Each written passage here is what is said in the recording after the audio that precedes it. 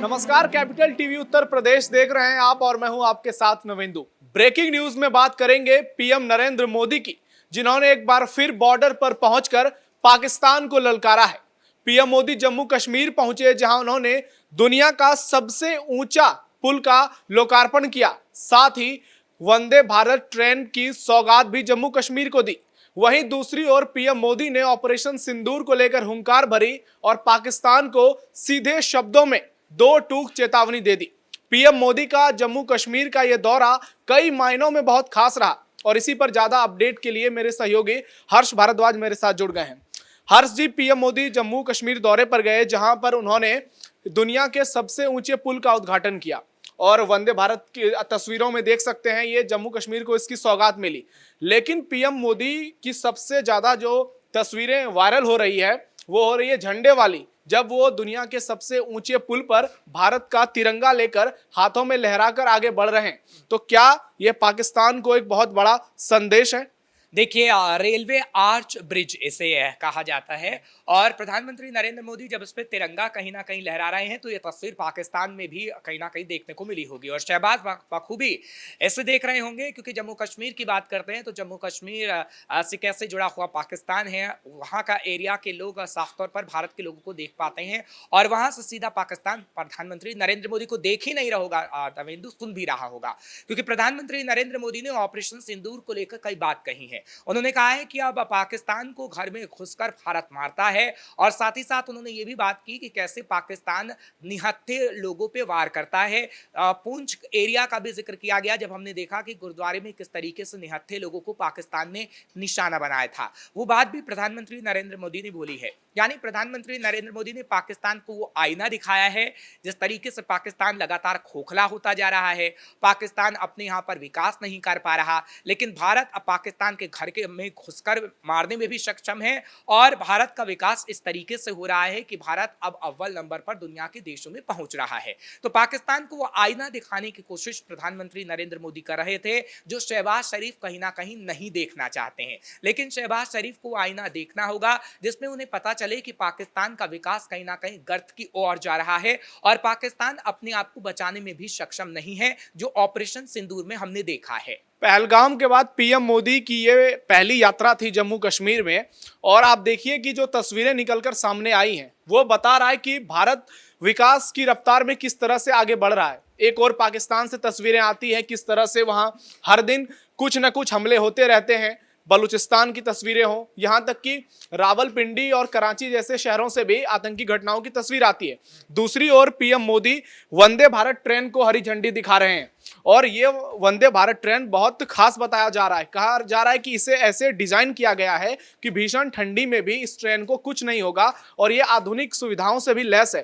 तो हम पाकिस्तान पर आगे बात करेंगे। एक बार हमारे दर्शकों को वंदे भारत ट्रेन और दुनिया के सबसे ऊंचे पुल चिनाब पुल की खासियत के बारे में बताइए। देखिए, चिनाब पुल की खासियत काफी है क्योंकि 2003 में इसे बनाने की शुरुआत हुई थी, लेकिन आते आते 2025 में हमने देखा कि इसका उद्घाटन हुआ और इसको 22 साल लग गए। प्रधानमंत्री नरेंद्र मोदी ने बाखूबी उमर अब्दुल्ला का भी जिक्र किया। उमर अब्दुल्ला जिस तरीके से 8वीं 9वीं क्लास में तो जिक्र किया करते थे कि ये कब बनेगा, लेकिन वो प्रधानमंत्री नरेंद्र मोदी के नेतृत्व में बनकर तैयार हुआ है। सब दुनिया का सबसे ऊंचा पुल है ये और यहाँ पर जब ट्रेन चलेगी तो कहीं ना कहीं दुनिया भारत के विकास को देखेगी। अब आपने जो बात की है पाकिस्तान की और भारत की, अब हम दोनों कश्मीर की बात करते हैं। जो पाकिस्तान के कब्जे वाला कश्मीर है और जो भारत के अंदर कश्मीर में, हालांकि पीओके भी हमारा ही है, लेकिन पीओके को पाकिस्तान इस वक्त गर्त में डाल रहा है। आपने देखा चिनाब पर सबसे ऊंचे जो पुल का उद्घाटन प्रधानमंत्री नरेंद्र मोदी ने किया है। 359 मीटर पुल की ऊंचाई है और करीब 1400 किलोमीटर मतलब 1400 मीटर पुल की लंबाई है। तो ये बहुत बड़ा भारत को कहें कि एक सफलता मिली है। इसमें इंजीनियर्स का भी बहुत बड़ा योगदान है, क्योंकि पहाड़ियों के बीच इतना बड़ा पुल बनाना वाकई में उनके लिए भी एक चुनौती था। देखिए, चुनौती तो था, लेकिन ये विकास की ओर किस तरीके से जम्मू कश्मीर अग्रसर हो रहा है उसकी तस्वीर पेश करता है। आप पाकिस्तान के पीओके में देखिए कि किस तरीके से पाकिस्तान ने पीओके का बजट ही घटा दिया है। बजट घटा दिया। पाकिस्तान के लोग इस वक्त शहबाज शरीफ का पुतला फूंक रहे हैं। वो कह रहे हैं कि केंद्र सरकार हमारे लिए बजट ही नहीं बढ़ा रही है। आप जम्मू कश्मीर, भारत के जम्मू कश्मीर की बात करिए कि किस तरीके से प्रधानमंत्री नरेंद्र मोदी उसी दिन चले जाते हैं चेनाब का उद्घाटन करने जिस वक्त शहबाज शरीफ का पुतला फूंका जा रहा होता है। यानी एक मैसेज देने की कोशिश भी है पीओके के लोगों को, जो पिछले दिनों पीओके के लोग कह रहे थे कि हमें भारत के साथ सम्मिलित होना है। और वही प्रधानमंत्री नरेंद्र मोदी पीओके के लोगों को बता रहे हैं कि आप देखिए किस तरीके से जम्मू कश्मीर जो भारत का अभिन्न अंग है वो किस तरीके से विकास की ओर अग्रसर हो रहा है, जबकि पाकिस्तान वाला जो कश्मीर है वो किस तरीके से गर्त में जा रहा है। ये एक संदेश है कहीं ना कहीं और बताने। इसमें धारा 370 जो जम्मू कश्मीर से खत्म हुआ है उसकी भी बहुत बड़ी भूमिका है कि विकास की रफ्तार में जो तेजी देखने को मिल रही है। देखिए वाकई, क्योंकि अगर मैं बात करूं जम्मू कश्मीर में कुछ पार्टियां ऐसी रही हैं, चाहे फिर बात फारूक अब्दुल्ला की करें, नेशनल कॉन्फ्रेंस की, हाँ नेशनल कॉन्फ्रेंस की करें या फिर पीडीपी की करें या फिर कांग्रेस की करें, क्योंकि आपने देखा है कि पीडीपी की जब सरकार रही थी खास तौर पर, या फिर नेशनल कॉन्फ्रेंस की सरकार रही थी, तो किस तरीके से आतंकियों के लिए मातम मनाया जाता था, लेकिन विकास की रफ्तार की जब भी बात आती थी तब ये कह दिया जाता था कि ऐसा नहीं हो सकता जम्मू कश्मीर में, क्योंकि जम्मू कश्मीर अभी उस हालात में नहीं है। लेकिन जब ये भी कहा गया था, क्योंकि राम जेठमलानी जो वकील हुआ करते थे उनकी तरफ से भी बखूबी ये कहा गया था कि 370 कभी जम्मू कश्मीर से हट ही नहीं सकता है, लेकिन जम्मू कश्मीर से 370 को हटाया गया और 370 हटाने के बाद हमने देखा किस तरीके से विकास हुआ है, और विकास हुआ नहीं है उसकी तस्वीर हम देख रहे हैं। अब जो ये सबसे बड़े पुल पे प्रधानमंत्री नरेंद्र मोदी तिरंगा लहरा रहे हैं, ये इस बात का सबूत है कि जम्मू कश्मीर में विकास हुआ है। 370 हटने के बाद बीजेपी ने जिस तरीके से काम किया है जम्मू कश्मीर के अंदर वो काबिले तारीफ है। हालांकि बार बार जब हमने देखा था कि महबूबा मुफ्ती कहती थी कि हमें स्टेटहुड का दर्जा कब मिलेगा, यहाँ पर चुनाव कैसे होंगे, उस पर भी कहीं ना कहीं शंका थी, लेकिन अभी हमने देखा जम्मू कश्मीर में बखूबी चुनाव। उन्होंने तो यहाँ तक कह दिया था कि अगर धारा 370 को हटाने के बारे में बीजेपी सोचेगी तो हाथ में तिरंगा लेकर चलने वाला कोई नहीं रहेगा। और आज देखिए कि पीएम मोदी खुलेआम तिरंगा लहरा रहे हैं चिनाब पुल पर। वही है ना, आप कभी भी लाल चौक पे जाया करते थे तो आप देखते थे कि किस तरीके से विरोध होता था। पहले की जो तस्वीरें पेश होती थी जब नेशनल कॉन्फ्रेंस की सरकार थी, पीडीपी की थी, लेकिन अब लाल किले, माफ करिएगा, जम्मू कश्मीर में जो लाल चौक है वहां पर भी तिरंगा किस तरीके से लहराया जाता है, और इस वक्त प्रधानमंत्री नरेंद्र मोदी भी बखूबी तिरंगा लहरा रहे हैं। तो आपने एक नैरेटिव कहीं ना कहीं सेट करने की कोशिश की थी कि जम्मू कश्मीर में तिरंगा झंडा लहराने वाला कोई नहीं होगा, वहां पर लहूलुहान की तस्वीर कहीं ना कहीं पेश होगी, लेकिन वो कहीं ना कहीं वो जमाना अब नहीं रह गया है पहले वाला। कहीं ना कहीं आधुनिकता का दौर भी बढ़ा है, लोगों की सोच भी बदली। आप देखिए पहले कश्मीर में कितने पत्थरबाजों की तस्वीरें सामने आती थी, लेकिन अब आपको एक भी पत्थरबाज वहां पर नजर नहीं आएगा, क्योंकि कहीं ना कहीं युवाओं के माइंड सेट ऐसा कर दिया गया था कि युवाओं की सोच ऐसी कर दी गई थी कि कहीं ना कहीं वो ऐसी भाषा बोलते थे जो पाकिस्तान की भाषा थी। लेकिन अब युवा कलम चला रहा है, अब युवा नौकरी चाहता है, युवा अपना मकान चाहता है, युवा चाहता है कि बच्चों का भविष्य बेहतर हो। अब इसी सोच के आगे जम्मू कश्मीर का युवा बढ़ रहा है, और उसी सोच को आगे बढ़ाने का काम इस वक्त सरकार कर रही है जो केंद्र में बैठी है बीजेपी सरकार। हालांकि आप ये कह सकते हैं कि जम्मू कश्मीर में नेशनल कॉन्फ्रेंस की सरकार है, लेकिन हाँ बखूबी बजट दिया जा रहा है जम्मू कश्मीर को, और जम्मू कश्मीर में ये तस्वीर हमें देखने को मिल रही है। उमर अब्दुल्ला भी पीएम मोदी के साथ मौजूद थे, उपराज्यपाल मनोज सिन्हा भी मौजूद थे।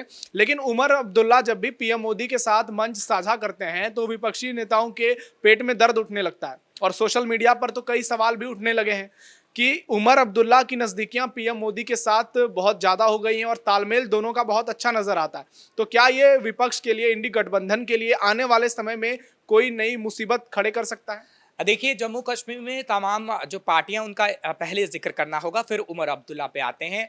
क्योंकि पीडीपी की बात करूं तो एक ऐसा भी समय था जब पीडीपी बीजेपी का गठबंधन हुआ करता था, और उसके बाद नेशनल कॉन्फ्रेंस के लिए कहा गया कि नेशनल कॉन्फ्रेंस कहीं ना कहीं कभी भी ऐसा नहीं होगा कि प्रधानमंत्री नरेंद्र मोदी के साथ नेशनल कॉन्फ्रेंस के बड़े नेताओं की तस्वीर सामने आएगी, लेकिन अभी आ रही है। और अपनी पार्टी को लेकर भी हमने देखा है कि जम्मू कश्मीर में किस तरीके से विरोध हुआ और उसे बीजेपी की बी टीम कहा गया है। तो तमाम तरह की जो जम्मू कश्मीर में सियासी पार्टियां हैं उसको लेकर सवाल उठते रहे हैं, और नेशनल कॉन्फ्रेंस को लेकर तो खास तौर पर ये कहा जाता था कि नेशनल कॉन्फ्रेंस धुर विरोधी है बीजेपी की। लेकिन अगर आपको राज्य का विकास करना है, आप राज्य के अंदर अगर दूसरी सरकार है और केंद्र में दूसरी सरकार है तो आपको मिलकर काम करना ही होगा। और ये बात उमर अब्दुल्ला बखूबी समझ चुके हैं। हाँ, पहले की बात अलग थी जब फारूक अब्दुल्ला को हमने देखा था। फारूक अब्दुल्ला पाकिस्तान से बातचीत की वकालत करते थे, लेकिन ऑपरेशन सिंदूर के बाद उनके भी सुर बदले हैं और उन्होंने कहा है कि पाकिस्तान किस तरीके से जो हमला करता है, नापाक हरकतें करता है, उसका जवाब कहीं ना कहीं भारत को देना होगा। तो कहीं ना कहीं समय के साथ सोच में बदलाव हुआ है और समय के साथ हमने देखा है कि किस तरीके से अब उमर अब्दुल्ला की तस्वीर भी प्रधानमंत्री नरेंद्र मोदी के साथ नजर आती है। ये कहीं ना कहीं दिखाने की एक तरीके से कोशिश है कि अगर आपको राज्य का विकास करना है तो कहीं ना कहीं समन्वय बिठाना होगा। और हर्ष जी, ये आखिरी सवाल है आपसे। पीएम मोदी जब जनसभा को संबोधित कर रहे थे तो वो बार बार जो सरकार के द्वारा जम्मू कश्मीर में विकास कार्य किए उसका तो जिक्र कर ही रहे थे। उन्होंने पाकिस्तान को साफ साफ कह दिया कि ऑपरेशन सिंदूर अभी जारी रहेगा और तब तक जारी रहेगा जब तक कि पाकिस्तान के एक एक आतंकियों को मिट्टी में ना मिला दिया जाएगा। देखिए, पहलगाम अटैक के बाद पहली बार है जब प्रधानमंत्री नरेंद्र मोदी पहुंचे हैं यहाँ पर और जिस तरीके से उन्होंने झंडा लहराया है नवेंदु, हम बार बार कह रहे हैं कि ये संदेश है कि ताकि पाकिस्तान भी ये तस्वीर देखे, शहबाज शरीफ ये तस्वीर देखे और कहीं ना कहीं वो आगे के लिए सावधान हो जाएं, क्योंकि ऑपरेशन सिंदूर अभी खत्म नहीं हुआ है और पाकिस्तान जिस तरीके की हरकत जम्मू कश्मीर में खासतौर पर बॉर्डर एरिया पर करता है, सीजफायर उल्लंघन की कोशिश करता है, उसे एक मैसेज दिया जा रहा है कि अब आपके पाप का घड़ा भर चुका है। क्योंकि जब डीजीएमओ की प्रेस कॉन्फ्रेंस हो रही थी तब भी इस शब्द का इस्तेमाल किया गया था कि पाकिस्तान के पाप का घड़ा अब भर चुका है, इसे बर्दाश्त नहीं किया जाएगा। और यही बात प्रधानमंत्री नरेंद्र मोदी बीकानेर में भी कह चुके हैं, बिहार के अंदर भी कह चुके हैं और यही बात अब जब पुल का उद्घाटन किया गया है तब भी प्रधानमंत्री नरेंद्र मोदी ने कही है। तो एक कड़ा संदेश है, पाकिस्तान भी ये समझ रहा है और इसलिए पाकिस्तान बार बार बातचीत की बात अलग अलग मंचों से कह रहा है, लेकिन बातचीत तब तक संभव नहीं जब तक आप आतंकी फैक्ट्री को पूरी तरीके से खत्म नहीं कर लेते। आप हमारे साथ जुड़े हर्ष जी, बहुत बहुत धन्यवाद। तो पीएम मोदी का जम्मू कश्मीर का ये जो दौरा है कई मायनों में ऐतिहासिक रहा।